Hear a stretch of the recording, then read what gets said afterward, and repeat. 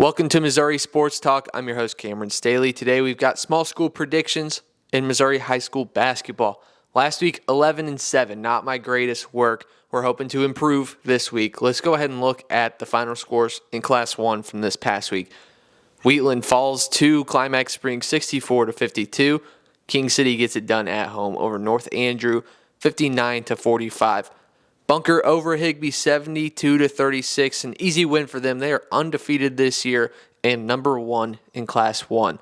Warrenton, sure, they're 4 classes ahead of Brunswick, but this is a really good win for them. Brunswick is number 2 in Class 1, so it's impressive getting this one done in Harrisburg, 71-67.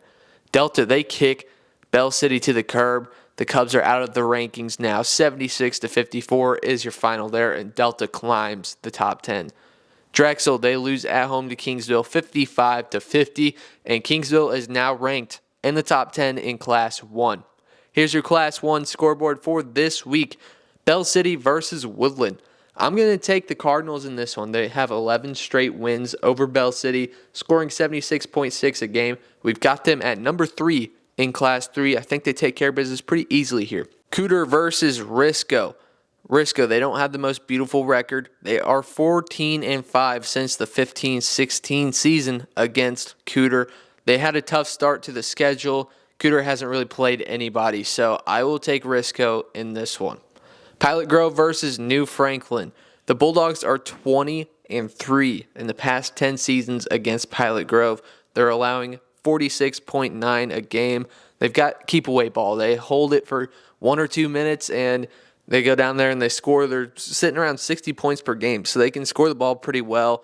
The defense is there for these guys. I'll take the Bulldogs. Kingsville versus Faith Christian is our Class 1 game of the week. I'm going to take the Knights here. They're scoring 65.3 a game, allowing 46.3. They're off to a great start. We've got them top 5. King City versus Rockport. I'll take Rockport in this one. They're scoring 62.1 a game. King City is only allowing 36.7 a game, but I don't think Rockport has any issues with the defense. Dadeville versus Halfway. Hope I'm saying that correctly. I will take Halfway in this one. They're 9-6 in the matchup history since 15-16, scoring 64.3 a game. I think they put another notch onto that matchup history. Class 2 scores from this past week. Scott City goes on the road and defeats Chaffee 52-37. Glasgow over New Franklin 48-43. South Pimmiscott cannot get it done at home. Hayti comes to town and wins 66-63. West Strand wins on the road 54-49. St. Paul Lutheran, an incredible win for them. They beat a top 10 Lafayette County in Class 3 59-43. And Hartville versus Norwood lives up to the hype of being the Class 2 game of the week. Hartville sneaks by 57-55. Here's the Class 2 scoreboard for this week. We'll start off with Eugene and Tipton. Last year, they played their first game in 12 years via the Misha records, at least. Eugene won that game 87-56. Now, I do believe the gap has closed a little bit. Tipton's looking better this year. Eugene, they still look really good, but I don't know if they have that state championship drive again this year. We do have them at number 3, so there's definitely a chance for them to go back-to-back. They're scoring 64.4 a game. I will take Eugene winning this one. Norwood versus Seymour. Norwood's got the matchup history 9-7 in the past 10 years. They're scoring 62.6 a game. I will take the Pirates. Seymour kind of on a cold streak right now. Puxico versus Dexter. This is our Class 2 game of the week. Puxico, a few years back, they broke a 14-game losing streak to the Dexter Bearcats. Now they are on a 4-game winning streak against them.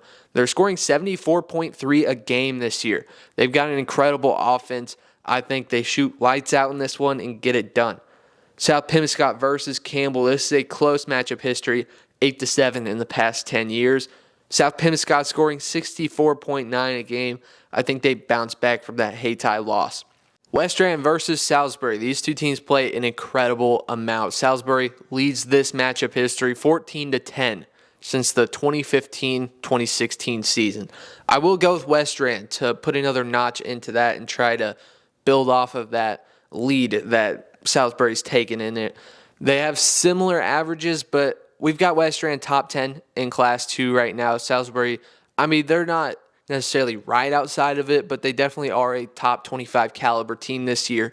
But I think West Strand, they're off to a hot start with that 14-1 record, and they win here. Galena versus Mansfield.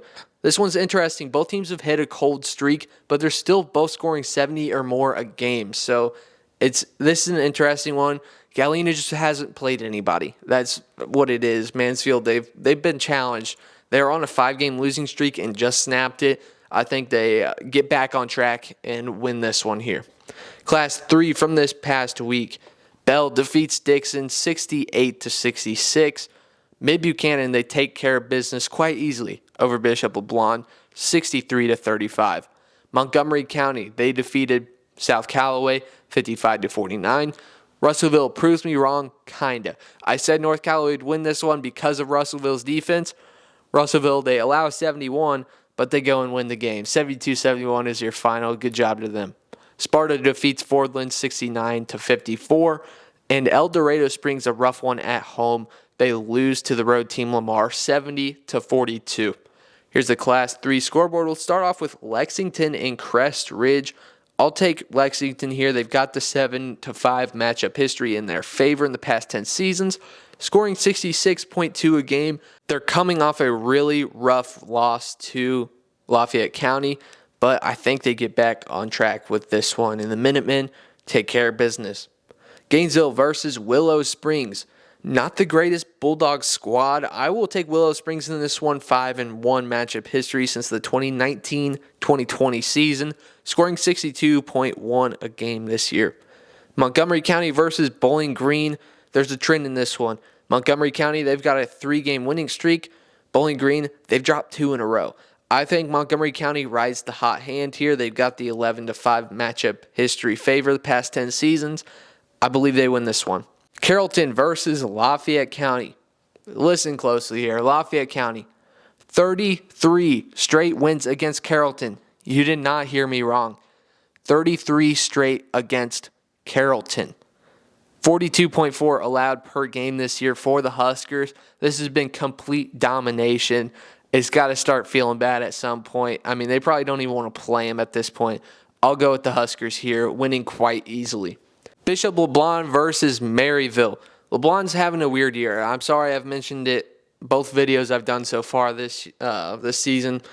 But, I mean, they had such a good year last season. I just didn't expect them to be this interesting this year. Maryville, they've got a 13-2 matchup history lead over them in the past 10 seasons, scoring 56.6 this season. I don't see the Spoof Hounds losing. North Platte versus Mid-Buchanan is your Class 3 game of the week. I'm going Mid-Buchanan here. We got them at number 2 in Class 3. They have a 15-3 lead over North Platte since the 15-16 season. I don't really think that the matchup history will matter here, though. I mean, most times it doesn't really matter. I just like to say that for history purposes so you guys kind of know how many times these teams play. But sometimes when you get domination like this, like the Lafayette County game I just mentioned, sometimes that kind of plays into the pick. But I don't know if that plays into it this year because both teams are scoring 70 a game. What it comes down to, the Dragons are only allowing 42.9, and that's not because they're playing keep away. They've got incredible defense. In all honesty, they would win Class 3 if nationally ranked Principia weren't there. It's pretty silly that Principia is in Class 3. And it takes away from Mid-Buchanan and all the other public schools that are playing tough. I don't want to go on a rant because I know a lot of people want the privates and publics separated. I don't agree with that. I think we got a success factor issue where they've got it capped out. So Principia is stuck in Class 3 right now. They should easily be in 6. Like, just based off of what they did this year, they're nationally ranked in the country. They should not be Class 3 this year. They should at least be in 4 or 5. It is what it is, though. I think Mid-Buchanan will fight hard all the way to the end. I mean, they've got a shot. Principia, it just takes an off night, and that would be the state championship game. Just would take an off night for them. So it's not over. I mean, the season's still going. But I think Mid-Buchanan, they have a championship pedigree this year. Just got to have a really good night, that one night that it matters. That's all we got for today. This has been Missouri Sports Talk. We'll see you next time.